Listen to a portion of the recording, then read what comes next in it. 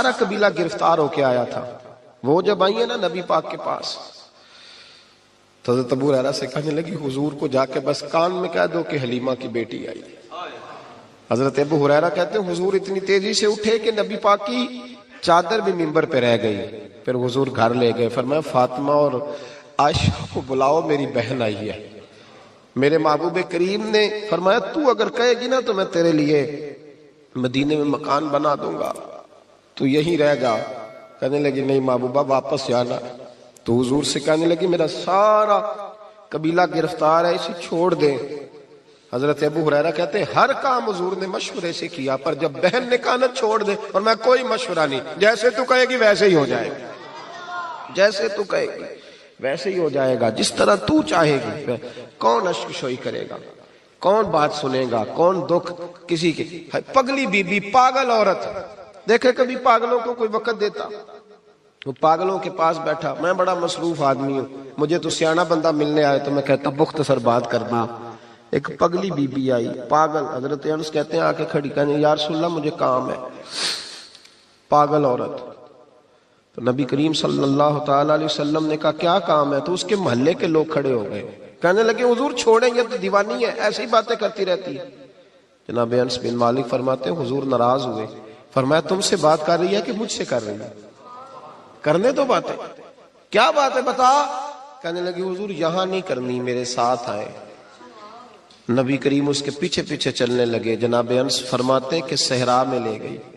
نبی پاک ریت پہ بیٹھ گئے, سامنے بیٹھ گئی. کہنے لگی حضور بچوں کو منع کریں, مجھے روڑے مارتے. فرمایا میں کہہ دوں گا, آپ نہیں کریں گے. حضور میرے گھر والے میری بات نہیں سنتے. فرمایا میں سمجھاؤں گا.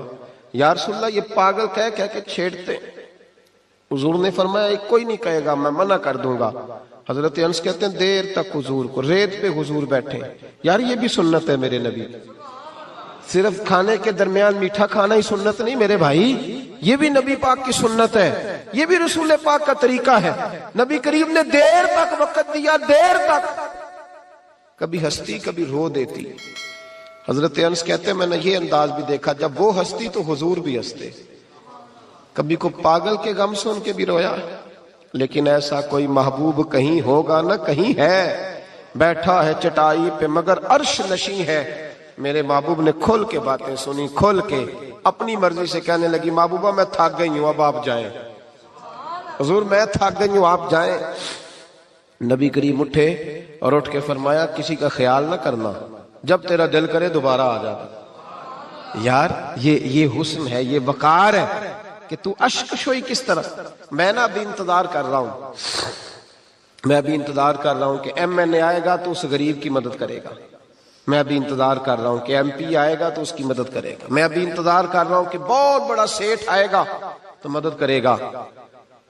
جب محلے کا اور گاؤں کا چودھری کسی غریب پہ ظلم کر رہا ہوتا ہے تو میں اپنے بچے کو کہہ رہا ہوتا تو نہ اس لڑائی میں جانا, ہمیں کیا لگے. تو کون پھر اس کا ہاتھ, ظلم پھر ختم کیسے ہوگا؟ پھر کیا طریقہ ہے ظلم ختم کرنے کا؟ جب کوئی ظالم کو ظالم کہنے کوئی تیار نہ ہو. وہ زمانہ جب نبی کریم صلی اللہ تعالی وسلم مکہ شریف میں اعلان نبوت فرمایا تھا تو سارا مکہ مخالف ہو گیا, سارا مکہ. ایک وقت عروج کا ہوتا ہے, ایک وقت ایسا ہوتا ہے جب غربت ہوتی ہے, ابتدا ہوتی. اسلام پر غربت کا زمانہ. قبیلہ بنو آراش کا ایک شخص مکے آیا. وہ کہتا ہے میں چھوٹا سا تاجر تھا. میری باتوں کی سمجھ تو آ رہی ہے نا آپ حضرات کو؟ جو نہیں بول رہے انہیں بھی آ رہی ہے. اللہ تعالیٰ آپ کو جزا دے. بس ایک دو بات اور عرض کرنی ہے آپ حضرات. حضرت طارق بن عبداللہ رضی اللہ تعالیٰ عنہ اس کے راوی ہیں, فرماتے ہیں وہ بنو آراش کا رہنے والا شخص آیا. وہ کہتا ہے میں چھوٹا سا تاجر تھا, بیوپاری تھا. میں گاؤں سے جانور اونٹ گھوڑے خریدا کرتا, مکے میں لا کے بیچتا, مدینے میں لے جا کے بیچتا, طائف میں. میں ایک دفعہ نا بڑے سرخ رنگ کے خوبصورت 2 اونٹ مکے لایا. میں مکے کے لوگوں کو زیادہ نہیں جانتا تھا, منڈی میں جو لوگ آتے جاتے تھے انہیں جانتا تھا, مال بیچ کے چلا جاتا تھا. آج میں مکے میں داخل ہوا تو ابو جال مجھے کہنے لگا یہاں ایک شخص نے دعویٰ نبوت کیا, اس کے قریب نہ جانا. میں نے کہا ٹھیک ہے نہیں جاؤں گا. میں نے اونٹ دکھائے تو ابو جال کو پسند آ گئے, سودا ہو گیا, اونٹ خرید لیے. وہ شخص کہتا ہے کہ اونٹ خرید کے نہ تو کہنے لگا فلاں محلے کی فلاں گلی کے فلاں کونے میں میرا گھر ہے, کل آ کے پیسے لے جانا. کہتے میں اگلے دن پیسے لینے گیا تو کہنے لگا آج نہیں میرے پاس کل آنا. میں اگلے دن پھر گیا پیسے, کہنے لگا نہیں کل آنا. ہوٹل ہوتے نہیں تھے, مکے میں میرا رشتہ دار کوئی نہیں تھا, میں فٹ پاتھ پہ سوتا, جو چند کھجوریں اور سرکہ میرے پاس تھا وہ پہلے دن ہی ختم ہو گیا. انویسٹمنٹ بھی ساری وہیں لگی ہوئی تھی, گھر میں بچے بچیاں انتظار کر رہے تھے, میں بڑا مجبور ہوا, تھک گیا. تیسرے دن میں گیا تو میں نے کہا پیسے, کہنے لگا کل آنا. میں نے ذرا دبا کے بات کی, میں نے کہا یار میری کوئی پھپھو تو رہتی نہیں مکہ مکرمہ میں, غریب آدمی ہوں, میرے پیسے دے میں جاؤں. جب دبا کے بات کی تو کہنے لگا جا دوڑ جا, جہاں سے ملتے ہیں لے لے, بھاگ جا. یہ تاجر جب ڈوبتے ہیں نا تو معاذ اللہ تعالیٰ کچھ تو ایسے ہوتے ہیں جو خودکشی کر کے مر جاتے ہیں, اس لیے کہ بڑے لوگ ان کے ساتھ وابستہ ہوتے ہیں. جب کسی کی اصل راہ سے ڈوب جائے, کہتے ہیں میں کانپنے لگا. میں نے پوچھا لوگوں سے کہ تمہارے چودھری سردار بڑے کہاں بیٹھتے ہیں, تو کہا وہ جو حرم مکہ کے ساتھ ٹولیاں بنا کے بیٹھے ہیں نا وہ سارے ہمارے سردار ہی ہیں. کہتے ہیں میں وہاں گیا, ابو سفیان تھے, ابو لہب تھا, عتبہ, طیبہ, شیبہ, ابو البختری, اخنس بن شریک, سب بیٹھے. میں نے جا کے کہا یارو میں بنو عراش کا رہنے والا ہوں, چھوٹا سا تاجر ہوں, 2 اونٹ یہاں لا کے بیچ بیٹھا ہوں, تو ایک شخص نے خریدے ہیں, وہ پیسے نہیں دیتا.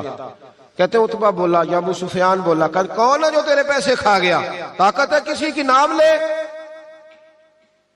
تو کہتے ہیں میں نے کہا اس کا نام ابو جہل ہے.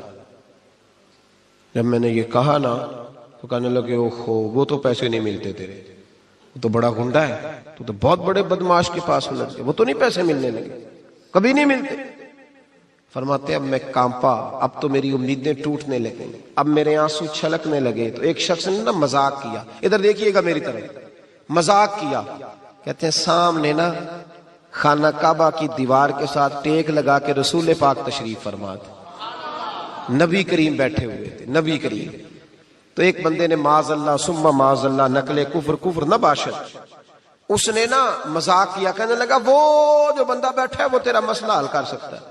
کہتے ہیں اس نے مذاق کیا, باقی ہنسنے لگے. مجھے سمجھ نہ آئی کہ بھیجتے بھی ہیں اور مذاق بھی اڑاتے ہیں, لیکن ڈوبتے کو تنکے کا سہارا میں